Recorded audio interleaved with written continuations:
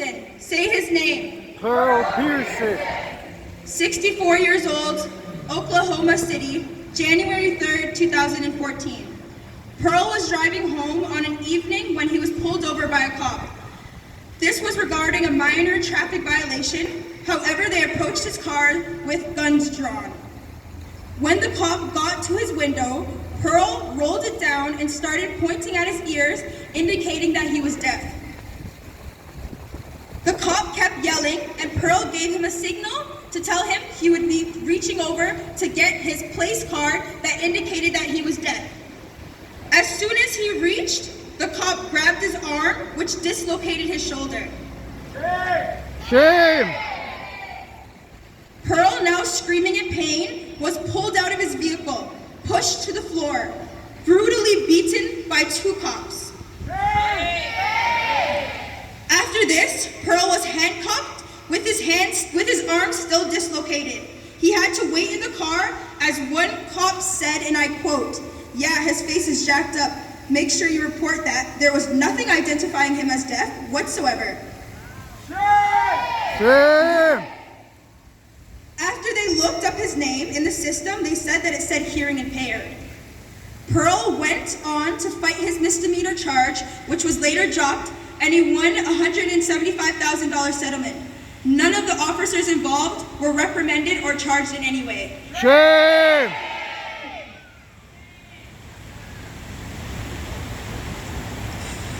Philando Castile, say his name. Philando Castile.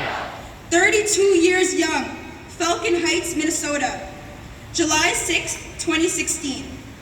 Philandro was driving with his girlfriend and 4-year-old daughter when he was pulled over by Officer Yanez and another officer. After being asked for his license and registration, Philandro made the officer aware that he had a licensed gun in his car. From there, the officer Yanez instructed him not to pull out his gun. Philandro insisted multiple times that he was not reaching for his gun. Yanez kept repeating over and over, "Don't reach for it, don't reach for it, don't reach for it." His girlfriend, now worried, said, "He's not reaching for it." The officer said one more time, "Do not reach for your gun." That's when Officer Yanez pulled out his gun and shot Philandro, who was sitting in his passenger seat, 7 times. 7 times. He shot him 7 times. In front of his girlfriend and in front of his 7-year-old daughter. He died 20 minutes after the scene. He died 20 minutes on the scene after he was shot. His girlfriend taped the incident live on Facebook, and she was actually handcuffed because the officer said that she was being too erratic and crying too loudly. Not only was she thrown into the back of a cop car, but so was her daughter as well. Shame! In the back of the police car, her daughter pleaded with her mom, "Stop yelling, stop cussing, please stop crying," because she didn't want her mom to get shot too. That's all on the internet for you guys to see yourself.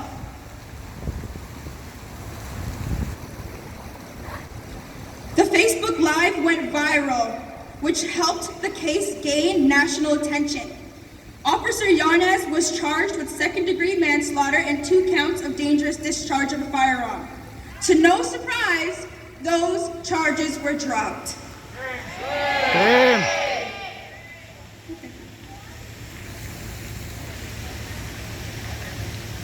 Samuel DuBose, say his name.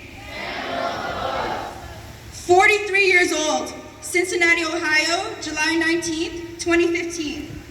Samuel was pulled over for failure to display a front license plate by the officer Ray Tensing. The officer asked Samuel if he had his license, where he replied that he hadn't had it with him. The officer then asked Samuel if his license was suspended, and without waiting for a response, he reached into his vehicle, opened the door, and told him to get out. Samuel closed his door back, put his car in drive. By then, the officer pulled out his gun and shot him in the head. Shame! claimed that he was fearing for his life and that he was dragged by the vehicle. Footage obtained from the night debunked the officer's account. The officer was indicted on charges of murder and involuntary manslaughter. The juries of both trials were deadlocked, which led to the charges being dropped.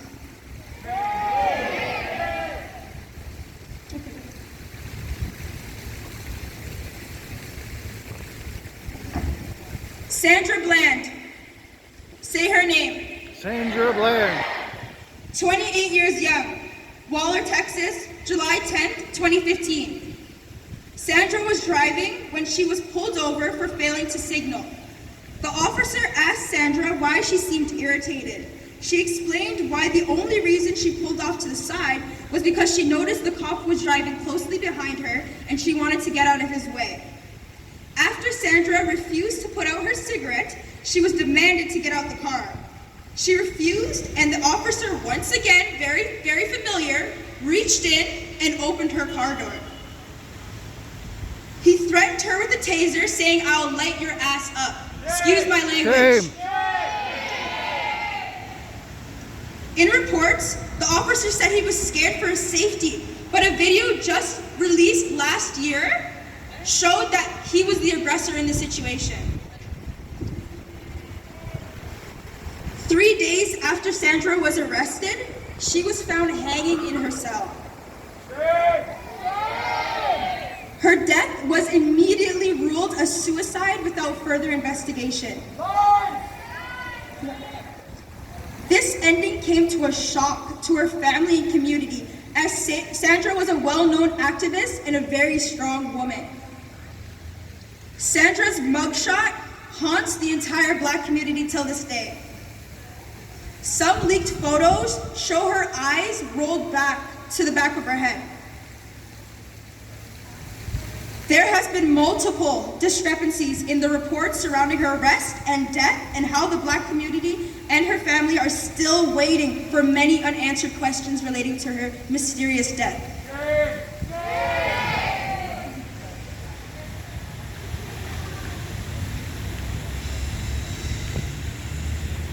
Cornelius Frederick, say his name. 16 years young, Kalamazoo, Michigan, April 29th, 2020. Cornelius lived in a residential treatment facility called Lakeside Academy.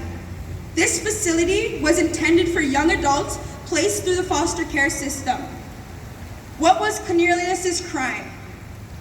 He threw his sandwich on the floor in frustration.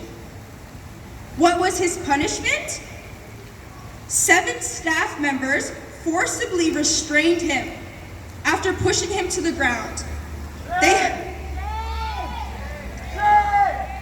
They held his arms and legs down and sat on him as he screamed he couldn't breathe for 8 minutes.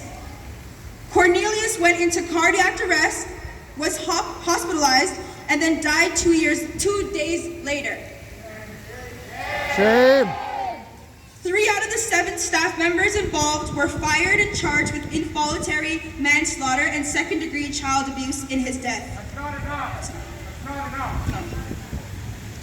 Furthermore, the Department of Health and Human Services terminated their contract with Lakeside Academy, and the state removed all 125 youth being housed there.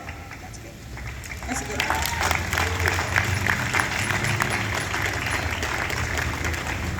None of these actions can bring back Cornelius, but what they show is violence and death against Black people is not tolerated.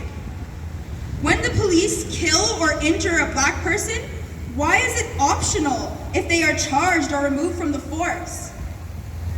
This optional approach is what's killing our community at disproportionate rates, and it needs to stop. Woo! Thank you.